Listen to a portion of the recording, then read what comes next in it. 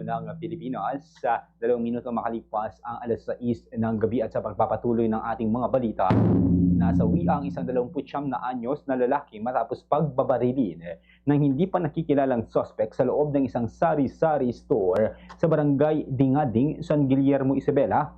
Nito lamang hapon ng Marso 29, 2026, kinilala ang biktima na si Rodel Villamil, isang welder at residente ng Purok 4 ng nasabing barangay. Ayon sa ulat, naganap ang insidente bandang alas 3:30 ng hapon sa isang tindahan sa Purok 1 at iniulat sa San Guillermo Police Station dakong alas 3:15 o alas 3:50 ng hapon. Batay sa paunang investigasyon, nasa loob ng tindahan ng biktima kasama ang isang saksi na si Alice Nenya nang dumating ang dalawang lalaki na sakay ng isang motorsiklo.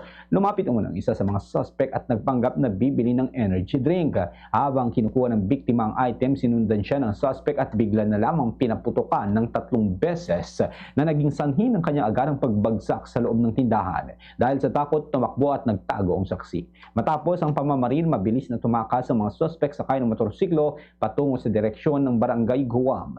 Agad namang rumisponde ang mga pulis sa lugar at nadatnan ng biktima na duguan at nakahandusay. Patuloy ang sinasagawang investigasyon upang matukoy ang pagkakakilanlan at motibo ng mga suspect. Nagsagawa na rin ng follow-up investigation ang mga otoridad, siniguro ang crime scene at nakipag-ugnayan sa scene of the crime operatives para masusing masuri ang pinangyarihan ng krimen. Fast sa Radyo Bombo!